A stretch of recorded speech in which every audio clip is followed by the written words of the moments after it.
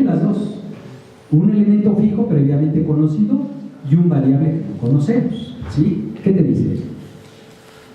Se considerará de carácter mixto, por lo que para los efectos de cotización se sumará a los elementos fijos el promedio obtenido de los variables en términos de lo que se establece en la fracción anterior. ¿Cuál es la característica de esos salarios? Que la parte fija, que ya la conocemos, a esa integramos las prestaciones que tenga y al final sumamos la parte variable y con eso tendríamos nosotros el salario mixto correspondiente. ¿Cuándo lo modificamos? Acuérdense que la fracción primera de su artículo 15 me habla de la principal obligación que tenemos como empresa, como patrones. ¿Qué tenemos como principal obligación? Registrar. ¿Ante quién me estoy registrando? Ante el Seguro Social. De acuerdo a una actividad, por lo tanto lleno lo que ustedes conocen como la BIC 01 y lleno la CLEM 01, que le está llegando muchas invitaciones por parte del Seguro Social y que se autocorrijan de acuerdo a la clase que están teniendo. ¿Por qué? Porque quizás yo me anoté en una clase 2 y soy por la actividad que tengo una clase 4 o 5. ¿Qué sucede entonces en este aspecto? De que estoy cumpliendo con la principal obligación que tiene como patrón, pero como patrón hacia mis trabajadores, ¿qué tengo que comunicar? ¿El alta, la baja o la modificación de salario? ¿Y qué tiempo tengo? 5 días hábiles concretamente para poderlo hacer. Y si no lo hago dentro de esos 5 días hábiles, ¿qué problema podría yo tener? Si no lo hago dentro de esos 5 días, pues primero la multa, ¿sí? ¿Y qué pasa si hay un riesgo de trabajo? Capital constitutivo, ¿sí? Ejemplo, hoy es viernes, bendito viernes, ¿verdad? No tienen el índice de su empresa, el director de esa empresa les dice: señorita contadora, yo quiero que elabore en esta empresa Juan Pérez a partir de lunes a las 6 de la mañana. No tienes el índice. El índice es que tú puedes tener altas, bajas y modificaciones los 365 días, las 24 horas. Cuando tú das el alta de un trabajador, se te refleja las 24 horas, pero lo puedes hacer desde tu negocio correspondiente. Pero no lo tienes. ¿Qué le dirías? ¿Sí o no? ¿Sí? Aparentemente, ¿qué tengo? 5 días. ¿Sí? Aparentemente. ¿Y qué pasaría? A las 6 de la mañana tienen abierta la subdelegación que tienen ahora, la delegación aquí, sus oficinas. ¿A qué hora saben los señores? Si bien les va, ¿verdad? Si no se toman el café antes, ¿verdad? Porque es una práctica muy cotidiana en las dependencias públicas, que de que aquí a que se quitan el frío, a ver, calientan motores, platican lo de la telenovela del día inmediato anterior, pues entonces tenemos problemas de que me van atendiendo un poquito más tarde, ¿verdad? Y no les digas nada porque te ponen una cara de sargento mal pagado o de policía atropellado, y para qué quieres, ¿verdad? Además te van a bloquear todo. ¿Qué sucede? Si eres tan amable, mi hija, te quieres ir a tu artículo 77 de tu ley.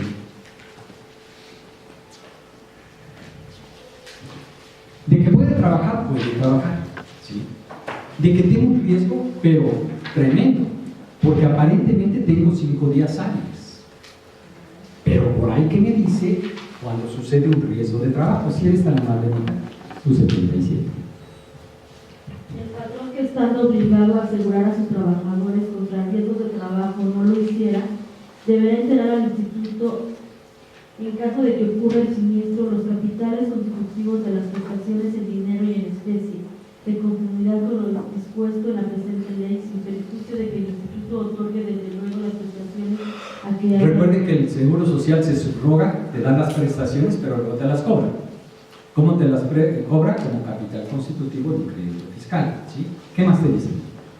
La misma regla se observará cuando el patrón asegure a sus trabajadores en forma tal que se disminuyan las prestaciones a que los trabajadores asegurados o sus beneficiarios tuvieran derecho, limitándose los capitales constitutivos. Que eso es raro que suceda en las empresas, que des un salario inferior al que está teniendo, ¿eh? Es rarísimo que se llegue a dar. Bueno, ¿qué te dice el tercer párrafo? Esta regla se aplicará tratándose de recaídas con riesgos de trabajo con el mismo patrón con el que ocurrió el riesgo o con otro distinto. Porque si hay una recaída, aunque esté en otra empresa, la repercusión financiera es para la empresa primigenia donde sucedió el accidente de trabajo. Es decir, si el accidente ocurre, aunque tengas 5 días o aunque tengas los tiempos que te marca el artículo 34, que lástima que no trajeron su ley, pero sí, ven su artículo 34, concretamente te dice que si es un salario fijo, tenemos 5 días hábiles. Si es un salario variable, son 5 días hábiles, pero de los meses nones. ¿Cuáles son los meses nones? Enero, marzo, mayo, julio, septiembre y noviembre, ¿sí? Y luego la fracción tercera, salario mixto. La parte fija son 5 días hábiles y la parte variable 5 días hábiles de los meses nones. Es decir, este cuarto párrafo del artículo 77 nos quita todo absolutamente, ¿sí? Y nos quita desde el punto de vista un crédito fiscal en un capital constitutivo que son bastante fuertes, bastante severos en ese aspecto. Pero todavía hay algo más. La propia ley es muy bondadosa desde el punto de vista aplicar sus reglamentos. ¿Tienes tu reglamento de afiliación legal? Si te quieres ir concretamente a tu artículo 45 del reglamento de afiliación, ¿qué te dice por ahí ese reglamento? Artículo 45 del reglamento de afiliación. Acuérdese que ese reglamento se conoce como el RACE, Reglamento de Afiliación, Clasificación de Empresas, Fiscalización y Recaudación. ¿De acuerdo?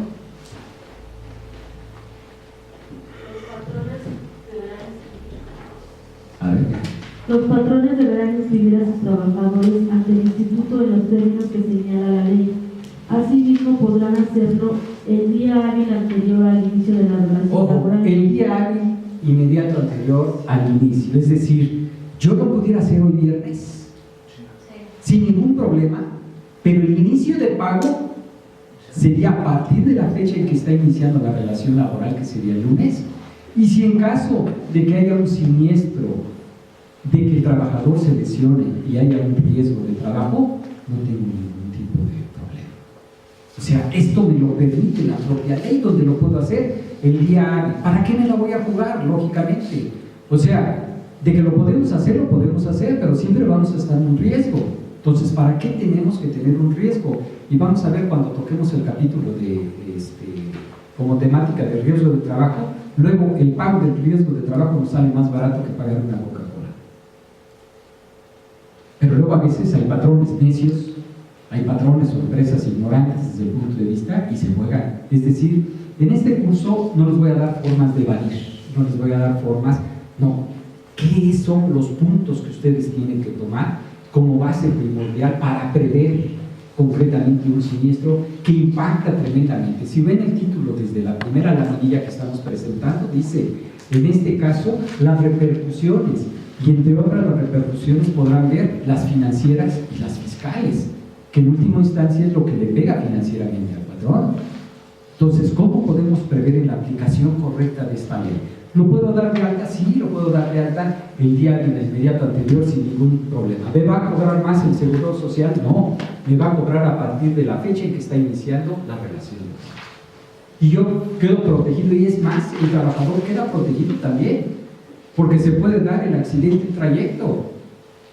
Y el accidente trayecto está protegido el trabajador de su casa al trabajo, viceversa. También se considera accidente de trabajo. Y se le paga, eso no tiene por qué repercutirle la prima y la siniestralidad de la empresa. Están protegidos. O sea, hay muchas bondades en la aplicación correcta de esta ley. Bueno, por el otro lado, si ustedes ven, también tenemos aquí lo que es jornada y semana reducida. Mientras el artículo 30 me está dando a través de esas tres fracciones cómo determino el salario fijo, variable o mixto, no me indica cómo determino en sí una jornada, una semana reducida o jornada y semana reducida. ¿Quieres leer, por favor, si eres tan amable, tu fracción tercera de 29 para que ayudes a tu compañerita y la traigan, ¿verdad?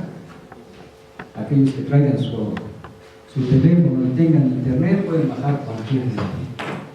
Y si pueden bajar la ley de seguro social, pues mejor. Fracción tercera del 29. ¿Qué te dice? Dice, si por naturaleza o peculiaridades de las laborales, el salario no se estipula por semana o por mes, sino por día de trabajo, por día trabajado, y comprende menos días de una semana, o el asegurado labora jornada reducida y su salario se determina por unidad de tiempo, En ningún caso se recibirán cuotas con base en un salario inferior al mínimo. Ah, caray, dice, en ningún caso se recibirán cuotas con un salario inferior al mínimo.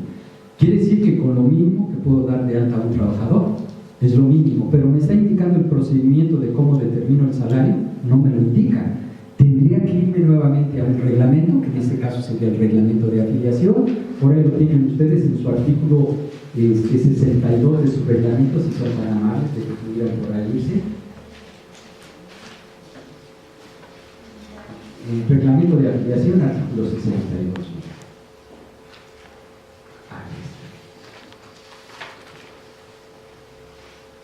¿Qué nos dice por ahí tu artículo 62? Te da 3 fracciones concretamente. ¿Qué te dice la fracción primera? ¿Cómo determino, en este caso, la jornada reducida?